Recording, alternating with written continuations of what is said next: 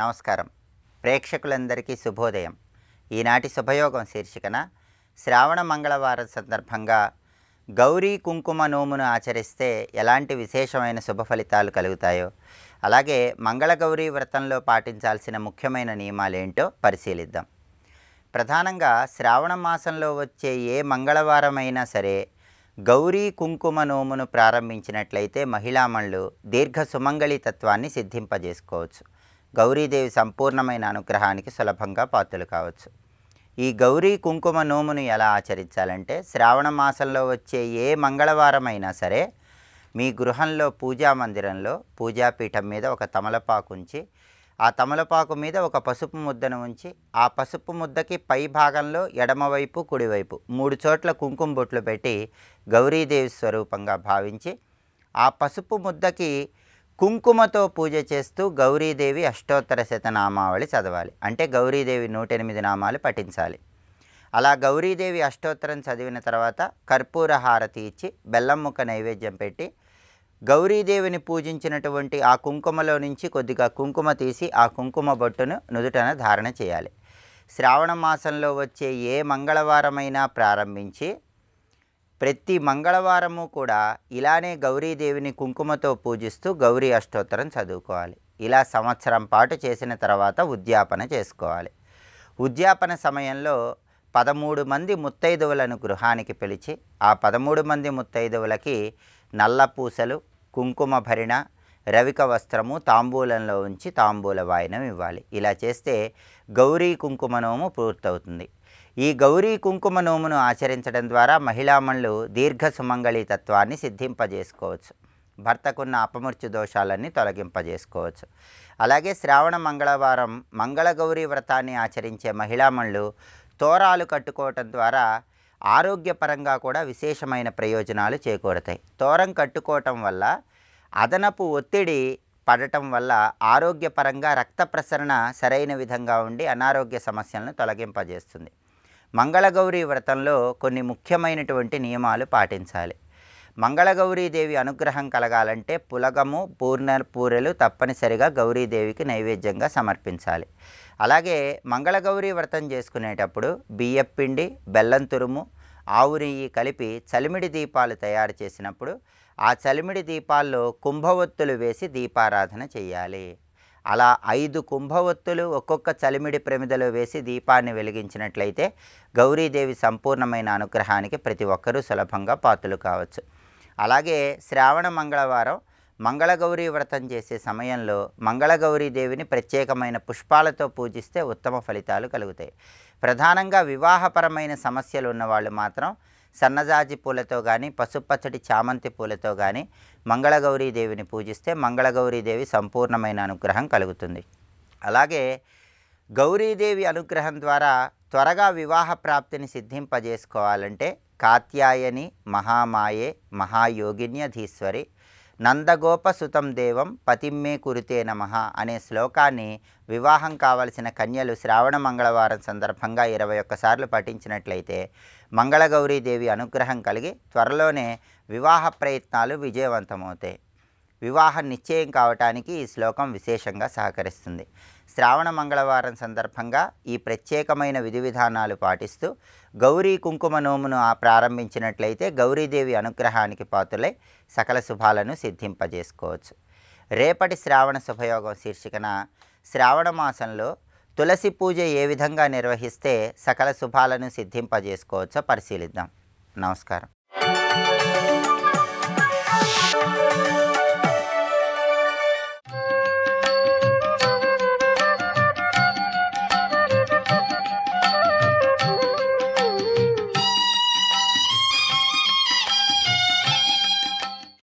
పర్వతం కృంగిపోతుందయ్యా అంటే వెంటనే స్వామి ఒక విస్తారమైన కూర్మమై వచ్చి ఆ పర్వతం కింద దూరి నిలిపేట మహానుభావుడు. చూడండి, మందర పర్వతం, మందరోద్ధారకుడు యొక్క కథలో ఎన్నో అవతారాలు కేవలం క్షీరసాగర మధ్యలో కనబడింది, ఇంకెక్కడా కనబడదండి.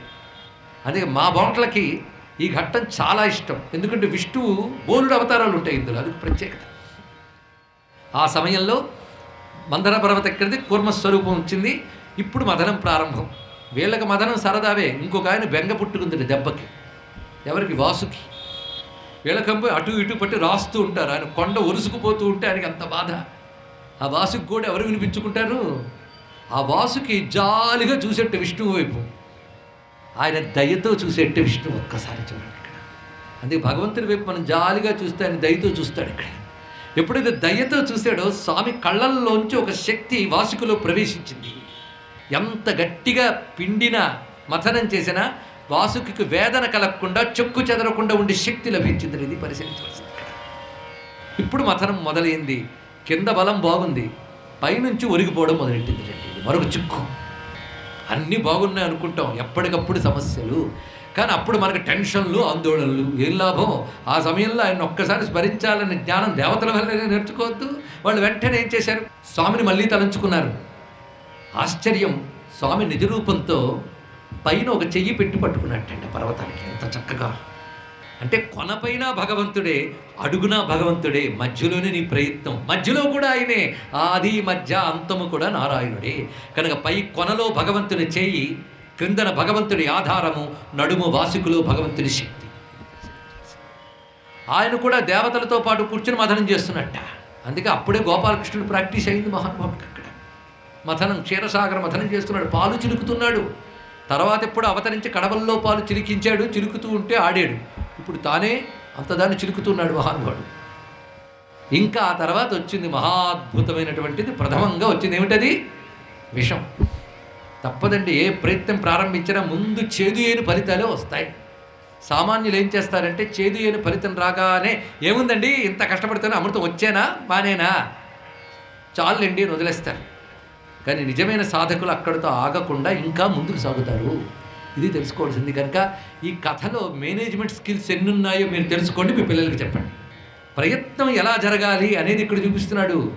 ఆ ప్రయత్నం చేసేటప్పుడు కష్టం ఎదురైనా నిబ్బరించుకుని ముందుకు వెళ్ళాలి. అందుకు ముందు విషయమే వస్తుంది. అప్పుడు కూడా మళ్ళీ భగవంతుడా అని పిలిచాడు. అప్పుడు భగవంతుడు మరొక రూపంలో వచ్చాడు. ఏ రూపంలో వచ్చాడు? శివ రూపంలో వచ్చాడు. వచ్చి విషయాన్ని నిగ్రహించాడు. చూసారా? అమృతం రావాలంటే విష్ణువు కావాలి, విషం పోవాలంటే శివుడు కావాలి. విషం పోతే కానీ అమృతం లేదు. శివకేశవుల కృప లేకపోతే బ్రతుకుకి పరమార్థమే లేదు. ఇది తెలుసుకోవాలి. మొత్తం క్షీరసాగర మథనంలో అనుగ్రహించింది ఇద్దరే, శివుడు కేశవుడు, ఇంకోరు లేరు. మీరు పరిశీలించండి. ఇద్దరైనా మీరు కొంచెం గట్టిగా ఆలోచిస్తే మూడో వారు ఉన్నారు, అమ్మవారు. ఆవిడ అసలు రూపం అండి. వీళ్ళు ముగ్గురు వల్లనే అమృతం దొరుకుతుంది. అందుకే శివుడు, అమ్మ, విష్ణువు, వీళ్ళు ముగ్గురు వల్లనే బ్రతుకులు బాగుపడతాయి. చివరికి మాత్రం అమ్మవారేనండి. మీరెన్ని చెప్పండి, చివరికి మాత్రం అమ్మవారే. దానికి విష్ణువు శివుడు సహకరించారు, అమ్మవారే ఫలం ఇచ్చారు. అదే లక్ష్మీ కటాక్ష గాథ మొత్తం కూడా. అది ఎలాగో పరిశీలిద్దాం. ఇప్పుడు పరమేశ్వరుడు వచ్చి విషయాన్ని గ్రహించాడు. బ్రతుకు జీవుడా అని మళ్ళీ అందరూ వచ్చి సాధన ప్రారంభించారు. కథంతా క్లుప్తంగా ఎందుకు చెప్తున్నామంటే అసలు కథ లక్ష్మీ ఆవిర్భావం. అప్పటి వరకు ఇవన్నీ క్లుప్తంగా చెప్పుకుంటూనే వెళ్ళాలి. ఎప్పుడైతే మళ్ళీ మథనం ప్రారంభించారో తర్వాత బోలుడి సంపదలు వస్తాయి. కష్టం వచ్చినప్పుడు శివశివ అని పిలిచి నోట్లో పెట్టేస్తాం, కానీ సుఖాలు వస్తే ఆయన ఎవడు పిలుస్తాడండి? అందుకు వాళ్ళందరూ చేసింది ఏమిటయ్యా అంటే సంపదలు వచ్చినప్పుడు ముందు ఒప్పందాల ప్రకారంగా పంచుకుంటూ కూర్చున్నారు. ఒక్కొక్కరు ఒక్కొక్కటి తీసుకున్నారు. కొన్ని రత్నాలు రాక్షసుడికి వెళ్ళాయి, కొన్ని రత్నాలు దేవతలకు వచ్చాయి. కల్పవృక్షము, కామధేనువు దేవలోకానికి వచ్చాయి. సురా మొదలైనటువంటివన్నీ కూడా రాక్షసులు పంచుకున్నారు. అంటే సురాభిమానం ఎవరికి ఉంటుందంటే రాక్షసులకి. ఇది తెలియాలి. ఇక్కడ వాళ్ళు పంచుకున్నారు. ఇలా ఎవరికి వాళ్ళు పంచుకుంటూ కూర్చున్నారు. ఇక్కడ చిట్ట చివరికి రావాల్సిందేమిటి? అమృతం. అందుకోసం కదా ఇదంతా కూడా. ఎన్ని చేసినా అన్ని శాశ్వతంగా ఉండిపోవాలి, ఆనందంగా ఉండాలని ప్రతివాడు అనుకుంటాడు. అయితే నిజమైన శాశ్వతం ఆనందం ప్రపంచంలో దేనికి లేదు. అది తెలుసుకోవాలి. ఇక్కడ లేదని తెలిసి కూడా అవే ప్రాకులాడతాం. కానీ నిజమైన ఆనందం, నిజమైన శాశ్వతత్వము ఎందులో ఉందో అది అమృతం. అమృతం దొరికే వరకు మథనం సాగుతూనే ఉంటుంది. తెలుసుకోండి. ఇక్కడ మధ్యలో ఎన్ని సంపదలు వచ్చినా దాంతో ఇంకా చాలని వాళ్ళు వెళ్ళలేదు. అమృతం వచ్చే వరకు మథనం చేశారు. క్షీరసాగర కథ మన కథ కావాలి. కనుక నీకు జీవితంలో సంపదలు వస్తూ ఉంటే ఆగిపోకు. అసలు సంపద అయిన మోక్షమని అమృతం దొరికే వరకు సాధన చేస్తూ ఉండు. అమృతం మీద అందరికీ ఆశ ఉంటుంది. శాశ్వతత్వం మీద, ఆనందం మీద అందరికీ ఆశ ఉంటుంది. ఆశ అందరికీ ఉంటుంది, అర్హత కొందరికే ఉంటుంది. ఇది తెలుసుకోవాలి. ఇక్కడ మొత్తానికి ప్రయత్నం సాగుతున్నది. చిట్ట చివరికి ఇంకా అమృతం రావాలి, ఇంకా రాలేదు. అమృతం కంటే ముందు ఒక ఆవిడ వచ్చింది. ఆవిడ వస్తే కానీ అమృతం రాదు. ఇప్పుడు అది అర్థం చేసుకుంటే చాలు. ఇక్కడ ఆవిడ వస్తే కానీ అమృతం రాదు. ఆవిడ రావాలి, ఆవిడొక్క చూపు చూడాలి. ఆవిడ చూపు పడితే కానీ అమృతం రాదు. అమృతం లభించిందా మరేమీ అక్కర్లేదు. అంటే ఏది పొందితే మరేది అక్కరలేదో దాని పేరు అమృతము. ఏది పొందితే మరేది పొందవలసిన అవసరము లేదో ఆప్తకామ ఆత్మారామ, ఆ స్థితి పేరు అమృతము. దానికి ఉపనిషత్తు చెప్పే భాష మోక్షము. మోక్షమే అమృతము. ఆ మోక్షం అనే అమృతం ఇప్పుడు రావాలి. అది రావాలంటే దానికంటే ముందు ఒక ఆవిడ రావాలి. ఆ తల్లి ఇప్పుడు రాబోతున్నది. ఇది కథగా కాకుండా ఇక్కడ అమ్మవారి యొక్క ఆవిర్భావ ఘట్టాన్ని చెప్పుకుంటున్నాం. ఇప్పుడు చెప్పబోయే ఘట్టములు వరుసగా ప్రధానంగా 4 కనబడతాయి. ఒకటి అమ్మవారి యొక్క ఆవిర్భావం, రెండవది అమ్మవారి యొక్క పట్టాభిషేకం, మూడవది అమ్మవారి స్వయంవరం, నాలుగవది అమ్మవారి కళ్యాణం. 4 ఘట్టాలు ఒక్కసారి వింటున్నాం. ఈ విన్న ఫలితం అందరూ పొందాలి. అయితే అమ్మవారు రావడానికంటే ముందు మరొకరు వచ్చారు. అమృతం కంటే మునుపు వచ్చినవాడు వచ్చింది లక్ష్మి. లక్ష్మి కంటే ముందు ఒకటి వచ్చింది చంద్రుడు. చంద్రుడు వచ్చే అమ్మవారు వచ్చారట. ఇది ఆలోచించాలండి. అందుకే పైన కథలు చదివే వాళ్ళకి వేరు. కానీ క్షీరసాగర మథనమంతా ఒక ఆధ్యాత్మిక సాధన. ఈ సాధనలో క్రింద నిలబడింది కూర్మం, ఆధార చక్రం. అక్కడి నుంచి మంథన పర్వతం, అదే మేరువు. మనలో మేరువు ఆధార చక్రం, కూర్మము అది మూలాధార స్థానం. వాసుకి కుండలిని శక్తి పరిశీలించండి. మొత్తం కుండలిని అయిందా? ఇదే శ్రీ విద్య, మరొకటి కాదు ఇక్కడ. స్వస్తి.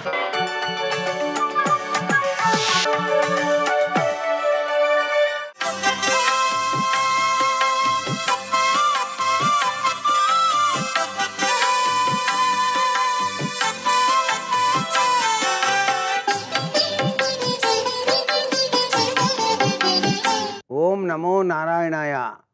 ఓం నమః శివాయ. శ్రీమాత్రే నమః. ఈరోజు శ్రావణ మంగళవారం. మంగళగౌరీ వ్రతాన్ని ఆచరించేటువంటి వాళ్ళు త్రికరణ శుద్ధితో ఆచరిస్తూ ఉన్నప్పటికీ వివాహం కావలసినటువంటి కన్యలు మంగళగౌరీ దేవిని పూజ చేయటం సంప్రదాయం. వివాహం కావడానికి మంగళగౌరి ఎంతగానో సహకరిస్తుంది. అందుకనే ఈ రోజున 5 ఒత్తులతో దీపారాధన ఆచరించి శివపార్వతుల చిత్రపటానికి జాజిపూల దండను అలంకరణగా చేసి మంగళగౌరి అష్టోత్తర శతనామావళి చదువుతూ కాచిన పాలలో కొద్దిగా పంచదార కానీ పటిక బెల్లం కానీ వేసి యాలకుల పొడి వేసి ఆ యొక్క మంగళగౌరికి నైవేద్యంగా సమర్పిస్తూ, హే గౌరీ శంకరార్థాంగి యథాత్వం శంకరప్రియ తథా మాం కురు కళ్యాణకాంతకాంతాం సుదుర్లభాం అంటూ దీపారాధన చేయటం వెనకాల అద్వితీయమైనటువంటి వివాహ యోగం. తప్పనిసరిగా ఆ తల్లి కరుణ వల్ల వివాహం కావలసిన వారికి వివాహం అయ్యేట్టు చేస్తుంది. ఈ శ్రావణ మాసంలో ఇంత గొప్ప విశేషకరమైన ప్రభావం ఉందన్నమాట.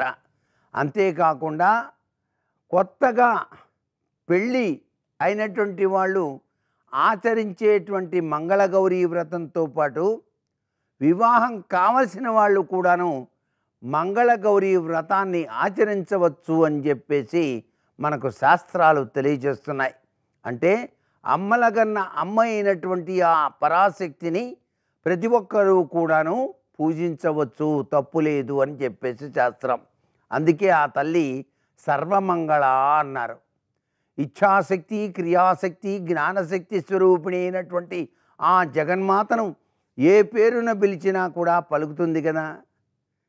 అందుచేత గిరిజా హైమవతీ ఉమా గిరిసుత క్లింకారిణి ఎద్రిజా పరమా పావని పర్ణా శైలజ, ఏ పేరున పిలిచినన్ పలుకుమా మా బోంట్లతో శాంకరీ అంటూ ఆ గౌరీదేవిని మనం ఈ రోజున ప్రార్థించాలి. ఎవరైతే ఈ విధంగా ప్రార్థన చేస్తారో వారి ఇంట గౌరీదేవి దివ్యవంతమైన అనుగ్రహాన్ని ఇస్తుంది. సర్వే జనా సుఖినో భవంతు.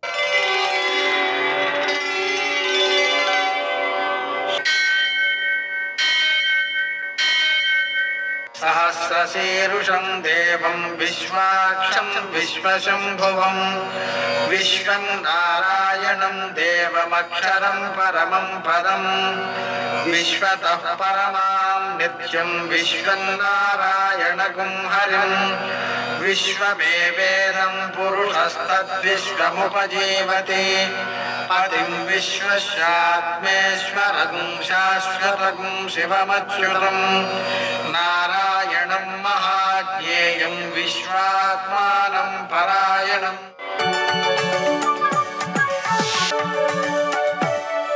सूर्यशौर्यमथेन्दुरिन्द्रपदवी सन्मङ्गलं मङ्गलम् మర్కటేశ మహోత్సాహ సర్వశోక వినాశన శత్రూన్ సంహర మాం రక్ష శ్రియందాపయమే ప్రభు. నేటి కాలమాన విశేషాలను గమనిద్దాం. స్వస్తిశ్రీ చాంద్రమాన క్రోధినామ సంవత్సరం దక్షిణాయనం వర్ష ఋతువు శ్రావణమాసం శుక్లపక్షం మంగళవారం. సూర్యోదయం 6:02 సూర్యాస్తమయం 6:40 తిథి అష్టమి ఉదయం 9:28 వరకు. నక్షత్రం విశాఖ ఉదయం 10:40 వరకు. వర్జం మధ్యాహ్నం 2:55 నుంచి 4:36 వరకు. దుర్ముహూర్తం ఉదయం 8:34 నుంచి 9:24 వరకు. మరల రాత్రి 11:13 నుంచి 11:58 వరకు. అమృతకాలం రాత్రి 1:05 నుంచి 2:47 వరకు. రాహుకాలం మంగళవారం కాబట్టి మధ్యాహ్నం 3 నుంచి 4:30 వరకు. అష్టకౌరుకు రీత్యా శుభప్రదమైన సమయం ఉదయం 7:15. నేటి విశేషం శ్రావణ మంగళవారం. మంగళ గౌరీ వ్రతాన్ని ఆచరించుకుంటారు. దీనిలో వివాహం అయిన తర్వాత నోము పట్టినటువంటి మొదటి సంవత్సరంలో 5 మంది ముత్తైదువులకు దేవీ రూపంగా భావన చేసి వాయినాలు ఇచ్చుకుంటారు. అలాగని 2వ సంవత్సరం అంతే 10 మంది, 3వ సంవత్సరం 15 మంది, 4వ సంవత్సరం 20 మంది, 5వ సంవత్సరం 25 మంది. అక్కడతో ఆ వ్రతాన్ని పూర్తి చేస్తారన్నమాట. ఈ వ్రతం సత్సంతానానికి, గృహ సౌఖ్యానికి, సకల పాపక్షయానికి ఉపకరిస్తుంది అని మనం అర్థం చేసుకోవచ్చు. మంగళవారం కాబట్టి అప్పు తీర్చడానికి మంచిది. అప్పు తీరిస్తే తొందరగా అప్పులు తీరిపోతాయి.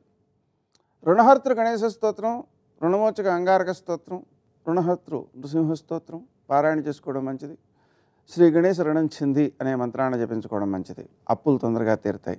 ఆంజనేయ స్వామికి అప్పాలు నివేదన చేసి, హనుమాన్ చాలీసా పారాయణ చేసి, ఆకు పూజ లేక సింధూర పూజ చేసి ప్రదక్షిణాలు చేయడం ద్వారా విజయాలు సిద్ధిస్తాయి. పోటీ పరీక్షల్లో కావచ్చు, అలాగనే ఉద్యోగ పరీక్షల్లో కావచ్చు, ఎక్కడైనా సరే విజయాలు సిద్ధిస్తాయి. నేటి ఆణిముత్యాలు.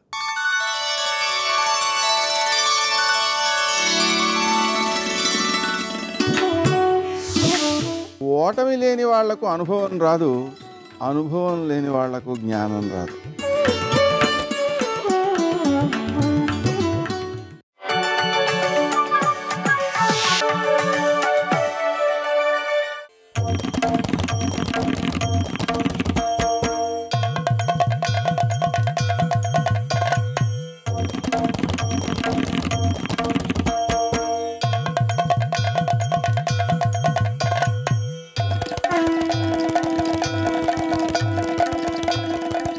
చూపుల శ్రీపతి రూపము నాపోవక త్రావి త్రావి హర్షోద్ధతయై వాపుచ్చి మందమధురాలాపంబుల పొగడ నదితి లక్ష్మీనాథున్. ఆయన్ని చూసేటప్పటికి కళ్ళతో తాగేసింది ఆయన చూపు, ఆయన అందాన్ని. మెల్లిగా ఏదో మందమందంగా మాట్లాడితే ఆయన అన్నాడు, అర్థమైందమ్మా, నీ కొడుకు ఇంద్రుడికి రాజ్యం కావాలి, బలిచక్రవర్తి దగ్గర రాజ్యం పుచ్చేసుకుని నీ కొడుక్కి రాజ్యం ఇమ్మని అడుగుతున్నావు, ఇస్తాను. కానీ అమ్మా నాకు కోరికుంది, తీరుస్తావా? ఎవరు? శ్రీ మహావిష్ణువు అదితి నీకు వరం అడిగారు. ఏమని అంటే, అమ్మా నీ కోడండ్రును నీ కుమారవరులు నీనాథుడు నీవున్ సంశ్లోకింపన్ సతులం పతుల్ సమ్మోదింప రాత్రించరుల్ చోకింపన్ భవదీయ గర్భమున తేజోమూర్తి జన్మించదన్ నాకున్ వేడుక పుట్టు నీ సుతుడనై నర్తించి వర్తింపగాన్. అమ్మా నీ కొడుకులు, కోడళ్ళు, నీ బంధువులు, నీ భర్త సంతోషించేటట్టుగా బలిచక్రవర్తి రాజ్యాన్ని తీసేసుకుని ఆయన్ని అణిచి ఆ రాజ్యం తీసుకుని నీ కొడుకు దేవేంద్రుడికి ఇస్తాను, నీకు సంతోషం. కానీ అమ్మా నాకు కోరికుంది, నీ కడుపున కొడుగ్గా పుడతాను, కొడకా అని పిలిచి ఒళ్ళో పడుకోబెట్టుకుని అమ్మా లాలిస్తావా, అమ్మా అని పిలవనిస్తావా అన్నాడు. పొంగిపోయింది అతిథి. అలాగే రా నాయన తండ్రి, తప్పకుండా పుట్టింది. అప్పుడు ఆయన రవి మధ్యాహ్నమునంచదింపగహ తారాచంద్ర భద్రస్థితిన్ శ్రావణ ద్వాదశినోడ శ్రోణనభిజిత్ సంజ్ఞాత లగ్నంబునన్ భువనాధీశుడు పుట్టె వామనగతిన్ పుణ్యవ్రతోపేతకున్ దివిజాధీశ్వరు మాతకున్ పరమపాతివ్రత్య విఖ్యాతకున్. శ్రావణ ద్వాదశి నాడు మధ్యాహ్నం 12 గంటల వేళ అదితికి కొడుకుగా పుట్టాడు. ఎవరు? శ్రీ మహావిష్ణువు. ఇంద్రుడికి తమ్ముడిగా వామనమూర్తిగా పుట్టాడు కాబట్టి ఉపేంద్రుడు అని పేరు వచ్చింది. అప్పుడేదో బలిచక్రవర్తి యజ్ఞమాటం దగ్గరికి వెళ్ళాడు, చెయ్యి చాపాడు, ఆ రాజ్యం పుచ్చుకున్నాడు, ఇంద్రుడికి ఇచ్చేశాడు. ఇంద్రుడికి తమ్ముడిగా వచ్చాడు కాబట్టి ఇంద్రుడి వెనక నడవాలి వామనమూర్తిగా. అందుకని ఇంద్రుడికి వెనక ఉపేంద్ర అని పేరేశారు. ఇప్పుడు ముందు ఇంద్రుడి పేరుంటే మీకెందుకు బాధ? కాబట్టి విశాఖేంద్రోపేంద్రో, ఈ ముగ్గురు గబగబా యుద్ధంలో రాక్షసుల్ని గెలిచారట. ఈ మాట చెప్పాలి. ఎవరికి చెప్పాలి? అమ్మకి చెప్పాలి. ఎందుకు చెప్పాలి?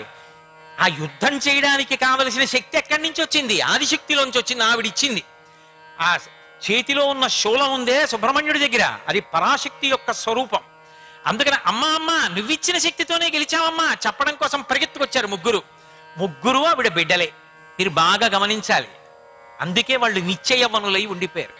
ఇప్పుడు వాళ్ళు ముగ్గురు పరిగెత్తుకొచ్చారు, అమ్మ దగ్గరికి వెళ్ళిపోవాలి తొందర.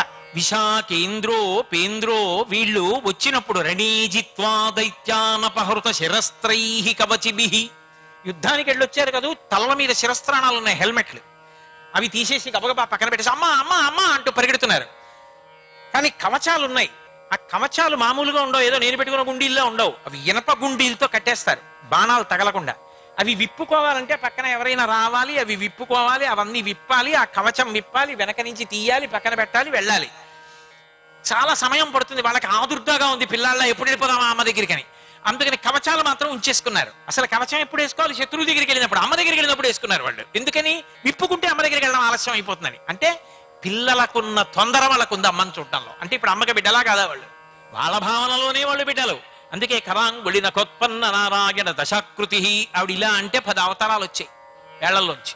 పరిగెత్తుకుంటూ వెళ్ళిపోతున్నారు. అంత అలిసిపోయి యుద్ధం చేసి వచ్చారు.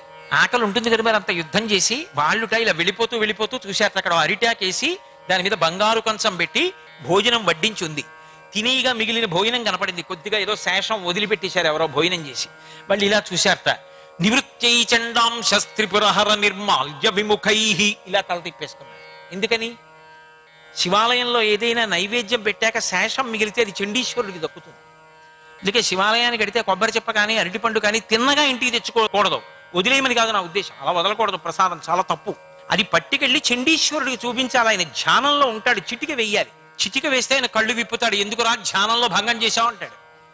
ఏమి లేదు స్వామి, ప్రసాదం నీకు కదా దక్కుతుంది, స్వామి ప్రసాదం ఇంటికి పట్టుకెడతానని ఇలా చూపించాలి పట్టుకెళ్ళి అంటాడు. ఆయన అనుగ్రహంతో ఇంటికి తెచ్చుకోవాలి. అందుకని ఇది చండీశ్వరుడు తింటాడు, శివుడు తినగా మిగిలింది. అందుకని వాళ్ళు దాని జోలికి వెళ్ళలేదు. ఇప్పుడు ఇది ఒక్కటే చెప్పట్లేదు శంకరాచార్యులు వారు, అందులో రహస్యం ఉంది. ఆవిడ భోజనం చేసిందా లేదా లోపల మనకి తెలియదు. శంకరుడి భోజనం మాత్రం అయిపోయింది కదా. శంకరుడికి మాత్రం వేళ పట్టున పెట్టేస్తుంది. ఎందుకో తెలుసా? అలా పెట్టలేదనుకోండి, ఆయన ఏమే అంటే అయిపోతోంది అందనుకోండి, ఆయనేం అలా ఆవిడే పెట్టాలని కూర్చోడు. భవతి భిక్షాందేహి అంటాడు పక్కకెళ్ళి. అన్నపూర్ణ భర్త ఎలా వచ్చాడో అంటారు. అందుకని వేళ పట్టున పెట్టేస్తుంది. అంటే కళ్ళల్లో పెట్టుకుని భర్తను చూసుకునే కామాక్షి. చెప్పారా? చెప్పక్కర్లేదు, చెప్పకుండా తెలుస్తుంది. ఆవిడ పాతివ్రత్యం. సర్వం శ్రీ ఉమామహేశ్వర పరబ్రహ్మార్పణమస్తు. స్వస్తి.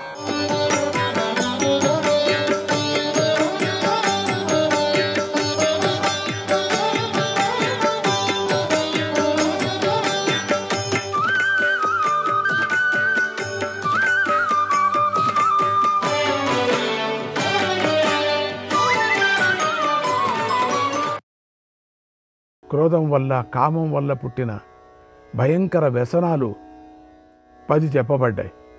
వేట, జూదం, మద్యపానం, స్త్రీ, ఈ 4 వ్యసనాలు కామం నుంచి పుట్టినవి అని బ్రహ్మ చెప్పాడు. చెడు మాట, ఉగ్రత్వం, కఠోరంగా దండం ప్రయోగించటం, శరీరాన్ని పీడించటం, పనికిమాలిన వాడికి అపాత్రదానం ఇవ్వటం, ధనం నిష్ప్రయోజనంగా ఖర్చు చేయటం, ఈ 6 క్రోధం వల్ల పుట్టే వ్యసనాలు అంటే దుఃఖాలు. వివిధ యంత్రాలు, వాటి పనులు, శత్రు పీడనం, శత్రు నిరోధం, జెండాలను కూర్చడం అన్నీ చెప్పబడ్డాయి. చైత్య వృక్షాలను కూల్చివేయడం, చైత్య వృక్షాలు అంటే పెద్ద పెద్దవి, కృషి శిల్పాది కర్మలకు అవరోధం చేసే విధానాలు, రథావయవాలు, కవచాలు తయారు చేసే ఉపాయాలు కూడా వర్ణించబడ్డాయి. పడవం, ఆనకం, శంఖం, బేరులు మొదలైన యుద్ధవాద్యాలు మ్రోగించటం, మణులు, పశువులు, భూమి, వస్త్రం, దాసీజనం, సువర్ణం అనేటువంటి 6 ద్రవ్యాలను సేకరించటం, శత్రు ద్రవ్యాలను నాశనం చేయటం వర్ణించబడ్డాయి. తమ అధికారంలోకి వచ్చినటువంటి ప్రదేశంలో శాంతి నెలకొల్పడం, సజ్జనులను పూజించటం, విద్వాంసులతో ఏకీభవించటం, దానం, హోమం అనే వాటి విధులు తెలుసుకోవడం, మంగళద్రవ్యాలు తాగడం, శరీర అలంకరణం, ఆహార వ్యవస్థ, సదా ఆస్తిక బుద్ధి నెలకొల్పడం ఇవన్నీ ఆ గ్రంథంలో ఉన్నాయి. ఒక్కడే అయినా ప్రయత్నించే తీరు, సత్యత్వం, మధురమైన మాటలు, ఉత్సవాలలో ధ్వజారోహణాది క్రియలన్నీ చెప్పబడ్డాయి. ప్రజలంతా చేరి కూర్చునే ప్రదేశాల్లో నిత్యము ప్రత్యక్షంగానూ పరోక్షంగానూ పరీక్షించడం, విప్రుల దండింపరాని తనం యుక్తితో దండించడం, జాతులను బట్టి, గుణాలను బట్టి సేవకులు ఎంపిక, పౌరుల రక్షణ, రాక్ష అభివృద్ధి పరచడం, ఒక్కొక్క మండలంలో 12 మంది రాజులను నిలపడం, 72 చికిత్సా విధానాలు, దేశ జాతి కులాల ధర్మాలు వర్ణించాడు. ధర్మార్థకామ మోక్షాలు, వాటిని సాధించే ఉపాయాలు, ధనం సంపాదించే పద్ధతులు చెప్పబడ్డాయి. కోశాగారం వృద్ధి పొందించుకునే పద్ధతి, ఇంద్రజాలం, ప్రవాహాల గుణదోషాలు వర్ణించబడ్డాయి. లోకమంతా సన్మార్గం నుండి చలింపకుండా నిలిచే ఉపాయాలన్నీ ఆ నీతి శాస్త్రంలో బ్రహ్మ వర్ణించాడు. మంగళప్రదమైన ఈ శాస్త్రం రచించి బ్రహ్మ సంతృప్తితో ఇంద్రాది దేవతలతో ఇలా అన్నాడు: లోకహితం కోసం, త్రివర్గ స్థాపనం కోసం సరస్వతీదేవి ఈ నా బుద్ధిని ప్రభావితం చేసింది.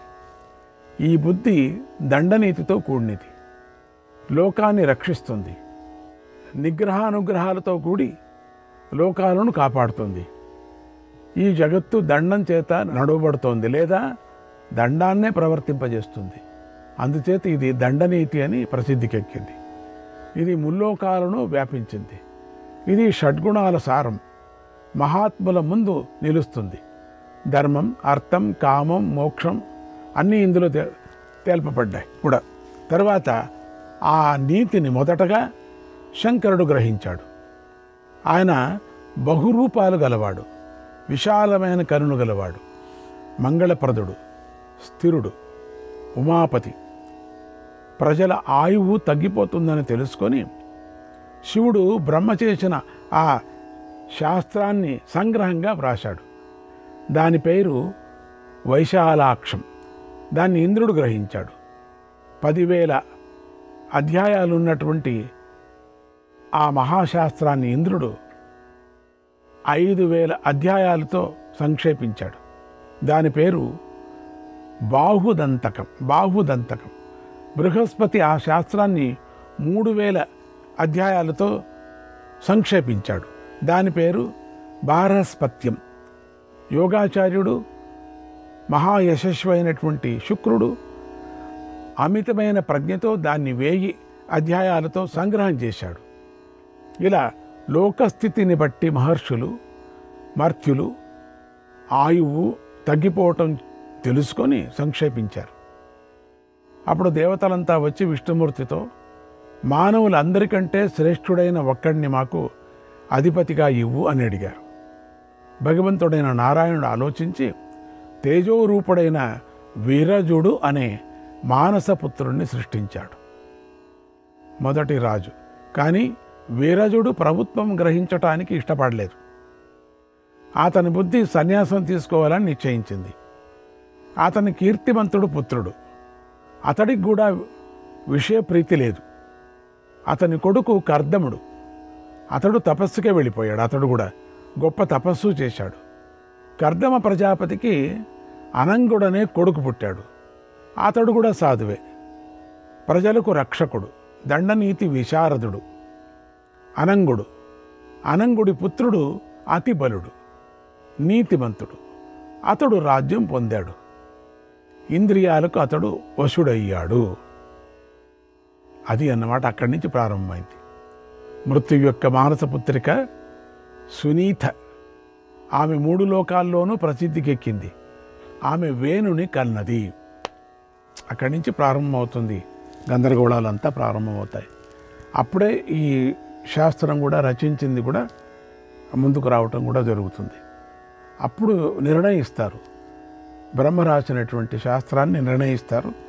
బ్రహ్మ రాసినటువంటి శాస్త్రంలో మళ్ళీ కొంతమంది మహర్షులు దాన్ని వేరే విధంగా కూడా, అంటే దాన్నే ఇంకా విమర్శించి రాశారు. ఇప్పుడు ఈ వేణుడి దగ్గర ప్రారంభమవుతుంది మన తాపత్రయాలంతా. ప్రజల్లో అధర్మపరుడు, రాగద్వేషావశుడైనటువంటి వేణుని బ్రహ్మవాదులైనటువంటి మహర్షులు మంత్రపూతలైనటువంటి దర్భలతో చంపేశారు. మంత్రపూర్వకంగా మహర్షులు వేణుని కుడితొడను మతించారు. దాని నుండి వికార రూపంతో పొట్టి అవయవాలతో ఒక పురుషుడు పుట్టాడు. అతడు కాలిన ఇనుప బొమ్మలా ఉన్నాడు. ఎర్రని కన్నులు, నల్లని వెంట్రుకలు. వాణ్ణి చూసి బ్రహ్మవేత్తలైనటువంటి ఋషులు నిషీధ అని అన్నారు. అందుచేత వాని వలన నిషాదులు పుట్టారు. వారంతా క్రూరులు, అడవులు పర్వతాలు పట్టి తిరిగేటువంటి వాళ్ళు. ఇంకా కొంతమంది వింధ్యాపర్వతం నిలయకంగా కల మలేచ్చులు 100,000 పుట్టారు. వీళ్ళంతా భూమినంతా పంచుకున్నారు. అటు అటు అటు అంతా పరిగెత్తిపోయారు. మహర్షులు మళ్ళీ వేణుని కుడి చేతిని మథించారు. అప్పుడు ఇంద్రుని వంటి రూపం గల పురుషుడు పుట్టాడు. అతడు కవచం, ఖడ్గం, బాణాలు, ధనస్సు ధరించున్నాడు. వేదాంగాలు తెలిసిన ధనుర్వేద పండితుడు అతడు. ఆ నరోత్తముడిని దండనీతి అంతా ఆశ్రయించింది. బ్రహ్మ చెప్పిన నీతి అంతా వాడికి ఆశ్రయించింది. అతడు అంజలి ఘటించి మహర్షులతో ఇలా అన్నాడు: నా బుద్ధి చాలా సూక్ష్మమైనది, ధర్మాన్ని అర్థాన్ని దర్శించగలదు. దీనితో నేను ఏం చెయ్యాలో తత్వపూర్వకంగా చెప్పండి. ప్రయోజనంతో కూడినటువంటి కార్య ఏదైనా నాకు మీరు చెబితే దాన్ని తప్పక చేస్తాను, ఆలోచించనక్కర్లేదు అన్నాడు. అప్పుడు దేవతలు మహర్షులు అతనితో, ఎక్కడ నియతమైన ధర్మం ఉందో దాన్ని శంక లేకుండా ఆచరించు. ప్రియా ప్రియే పరిత్యజ్య, ప్రియా ప్రియే పరిత్యజ్య సమసర్వేషు జంతుషు, సమసర్వేషు జంతుషు కామం క్రోధంచ లోభంచ, కామం క్రోధంచ లోభంచ మానం చోస్తృజ్య దూరతః, మానం చోత్సృజ్య దూరతః. ప్రియము అప్రియము అనేవి విడచి సర్వప్రాణుల మీద సమబుద్ధి కలిగి కామము, క్రోధము, లోభము, మానము దూరంగా వదిలి ధర్మం ఆచరించు. సదా ధర్మరక్షణం చేస్తున్నప్పుడు ఎవడైనా మానవుడు ధర్మం నుండి తొలగితే నీ చేతులతోనే వారిని దండించు. మనసుతో, చేష్టతో, మాటతో భూమి మీద ఈ వేదాన్ని రక్షిస్తాను అని చాలాసార్లు ప్రతిజ్ఞ చెయ్యి. దండనీతిని ఆశ్రయించిన నిత్యమైన ధర్మాన్ని నిశ్శంకంగా నిర్వహిస్తాను, ఎన్నడూ ఇంద్రియాలకు వశం కాను అని ప్రతిజ్ఞ చేయి. ద్విజులు నాకు దండింపదగని వారు, లోకానంతా సంకరం నుండి రక్షిస్తానని ప్రతిజ్ఞ చేయి అన్నాడు. అప్పుడు వైన్యుడు దేవతలతో, ఋషులతో, పురుషశ్రేష్ఠులైన బ్రాహ్మణులు నాకు నమస్కరింపదగిన వారు అన్నాడు. బ్రహ్మవేత్తలైన వారందరూ అట్లే అగుగా కానీ వైన్యుతో అన్నారు. బ్రహ్మనిధి అయినటువంటి శుక్రుడు అతనికి పురోహితుడయ్యాడు. వైన్యునికి వాలకిల్యులు, సారస్వతులైనటువంటి మహర్షి గణము అతనికి మంత్రులయ్యారు. వైన్యుని నుంచి ప్రారంభం. గర్గ మహర్షి అతనికి జ్యోతిష పండితుడయ్యాడు. మానవుల్లో పృథుడు తనతో 8వ వాడని వేదం చెబుతోంది. అంతటికంటే పూర్వమే సూతుడు, మాగధుడు అని 2 స్తోత్ర పాఠకులు కూడా పుట్టారు. వేణుని కుమారుడైనటువంటి పృథు మహారాజు వారికి ప్రీతుడై సూతుడికి అనూపదేశము, మాగధునకు మగధ దేశము ఇచ్చాడు. ఈ రాజపద్ధతి ప్రారంభం. అతడు భూమి మీద సమత్వం ఏర్పరిచాడు. అంతకుముందు భూమి ఎగుడు దిగుడుగా ఉండేవని మేము విన్నాం. మన్వంతరాలన్నిటిలోనూ భూమికి ఎగుడు దిగుళ్ళు, ఎత్తుపల్లాలు ఏర్పడుతూ ఉంటాయి. ప్రతి మన్వంతరంలో ఏర్పడుతుంది. ప్రతి మన్వంతరంలోనూ కూడా వేరువేరే కొండలు వేరువేరే చోట, వేరువేరే సముద్రం వేరువేరే చోట విచిత్రంగా ఏర్పడుతూ ఉంటుంది అంతా. అందుచేత పృథువు తన వింటి కొప్పుతో రాళ్ల సముదాయాలను కూడా పైకెత్తాడు. దానితో పర్వతాలు వృద్ధి పొందాయి. విష్ణువు, ఇంద్రుడు, దేవతలు, మహర్షులు, ప్రజాపాలకులు, బ్రాహ్మణులు అంతా పృథువుకు రాజ్యాభిషేకం చేశారు. భూదేవి స్వయంగా రత్నాలు తీసుకొని వచ్చి అతనికి సేవించింది. నదీ భర్త అయినటువంటి సముద్రుడు, పర్వతరాజు అయినటువంటి హిమవంతుడు, ఇంద్రుడు అతనికి అక్షయమైనటువంటి ధనం ఇచ్చారు. బంగారు కొండ మేరువు స్వయంగా వచ్చి బంగారు ఇచ్చాడు. ఈ యక్ష రాక్షసులకు ప్రభువైన కుబేరుడు ధర్మార్థ కామాలు నిర్వహించడానికి ధనమిచ్చాడు. గుర్రాలు, రథాలు, ఏనుగులు, కోట్ల కొలది భటులు పృథువుకు తలచిన వెంటనే వచ్చి చేరేత పృథు రాజుకు. ఆ రాజు రక్షణ వల్ల రాజ్యంలో ఎవరికీ ముసలితనం లేదు. పృథువుకి కరువు లేదు, మనోవ్యాధి లేదు, రోగం లేదు, సర్పాల వల్ల కానీ దొంగల వల్ల కానీ భయం లేదు. మానవుల్లో పరస్పరం భయం లేదు. సముద్రంలోకి వెళ్ళే నీరు కూడా ఆగిపోయి సస్యాలకు ప్రవహించేది. అంటే అన్నీ వదిలిన వాళ్ళకు కూడా వాళ్ళ దగ్గరే నీళ్లు ప్రవహించేది. ఇటీవల కూడా ఆ శంకర భగవత్పాదులు కూడా తన నదినే ప్రవహించుకొని పక్కకు వచ్చేటట్టు చేశాడు కదా తల్లి కోసం.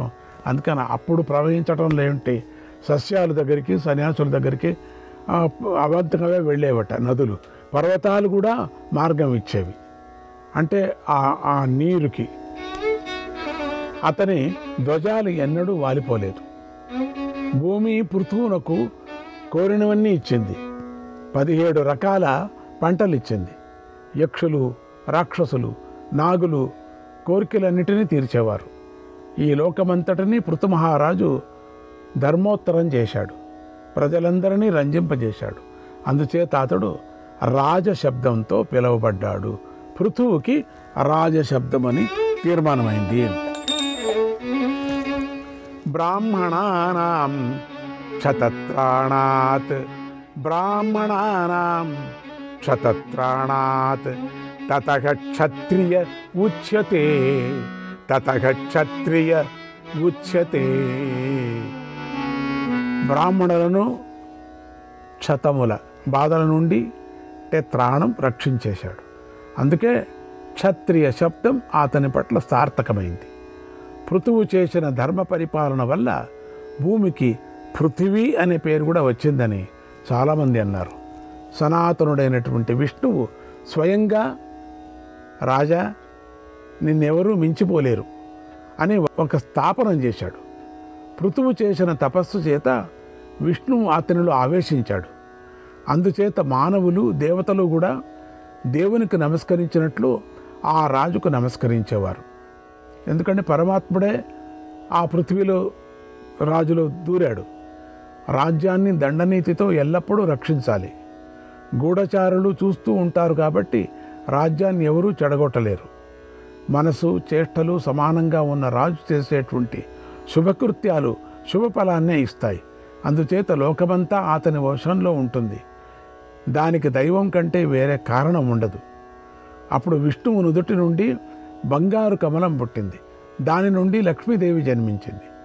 ఆమె ధర్మానికి పత్ని అయ్యింది. ధర్మం వల్ల లక్ష్మికి అర్థం పుట్టింది. దానితో ధర్మం, అర్థం, లక్ష్మి అతని రాజ్యంలో ప్రతిష్ఠింపబడ్డాయి. నాయన ధర్మరాజా, పుణ్యం నశించి దివి నుండి భూమికి వచ్చిన పుణ్యాత్ముడు దండనీతిలో పండితుడవుతాడు. విష్ణు మహిమతో కూడి రాజుగా పుడతాడు. మంచి బుద్ధి కలిగి గొప్పతనం పొందుతాడు. తర్వాత దేవతలు కూడా అతనిని రాజు చేశాక ఆయన ఆజ్ఞను ఎవరూ అతిక్రమించరు. అలా ఒకని వశంలో జగత్తంతా నిలుస్తుంది. అతనిని జగత్తు నియమించలేదు. శుభమైన కర్మ శుభఫలాన్నే ఇస్తుంది. రాజు మిగిలిన మనుష్యులతో సమానుడైనటువంటి లోకమంతా అతని మాట మీద నిలుస్తుంది. సౌమ్యమైన రాజు ముఖం చూస్తే అతడు అందం, అర్థం, రూపము గలవాడుగా కనిపిస్తాడు. నరులు అతన్ని చూసి అతనికి వశులై ప్రవర్తిస్తారు. మహత్వాత్తస్య దండస్య మహత్వాత్తస్య దండస్య నీతిర్ నిస్పష్టలక్షణ నీతిర్ విస్పష్టలక్షణ నయచారస్య విపులక ఏన సర్వవిధం తతం ఏన సర్వవిధం తతం. దండం గొప్ప మహిమగలది. దీనితో నీతిని స్పష్టమైన లక్షణం ఏర్పడింది. నీతి యొక్క ప్రచారం చాలా విస్తృతమైనది. దానితోనే ఈ లోకమంతా వ్యాపించింది. పురాణాల ఉత్పత్తి, మహర్షుల పుట్టక, తీర్థవంశం, నక్షత్ర వంశం, చతురాశ్రామాలు, మరి 4 వర్ణాలు, 4 విద్యలు, ఇలా అన్ని విషయాలను ఈ గ్రంథం వివరిస్తుంది. ఇతిహాసాలు, వేదాలు, సమగ్రమైన న్యాయం, తపస్సు, జ్ఞానం, అహింస, సత్యాసత్యాలు, ఉత్తమ నీతి, వృద్ధులను సేవించే విధానం, దానం, శౌచం, ప్రయత్నం, సర్వభూతదయ అన్నీ ఇందులో చెప్పబడ్డాయి. భూమి మీద పాతాళంలో కూడా ఉన్నదంతా ఈ బ్రహ్మగారి నీతి శాస్త్రంలో ఉంది. ధర్మరాజా, దానిలో సంశయం లేదు. అందువలనే దేవతలు, రాజులు సమానులు అని పండితులు అంటారు. ధర్మజ, రాజుల మహత్వం గురించి సర్వము పూర్తిగా చెప్పాను. ఇక చెప్పవలసింది మరొకటి ఏముంది అన్నాడు భీష్ముడు. కృష్ణాయ పరమాత్మనే నమః 60వ అధ్యాయం.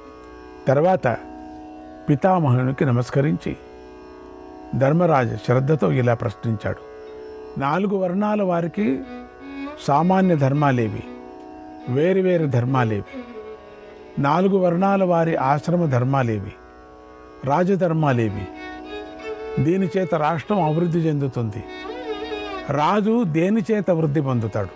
పౌరులు, సేవకులు దేనివల్ల వృద్ధి పొందుతారు? ధనాగారం, దండం, దుర్గం, సహాయకులు, మంత్రులు, ఋత్విక్కులు, పురోహితులు, ఆచార్యులు, వీరిలో ఎటువంటి వారిని రాజు వదిలివేయాలి? ఆపదలో రాజు ఎవరిని నమ్మాలి?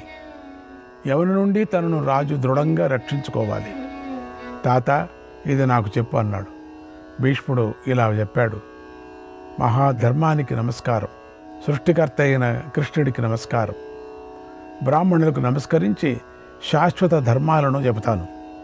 అక్రోధ సత్యవచనం, అక్రోధ సత్యవచనం, సంవిభాగ క్షమా తథ ప్రజనస్వేషు ధారేషు ప్రజనస్వేషు ధారేషు శౌచమద్రోహ ఏవ చ శౌచమద్రోహ ఏవ చ ఆర్జవం భృత్యభరణం ఆర్జవం భృత్యభరణం నవైతే సార్వవర్ణికాగ నవైతే సార్వవర్ణికాగ. శ్రీకృష్ణాయ పరమాత్మనే నమః.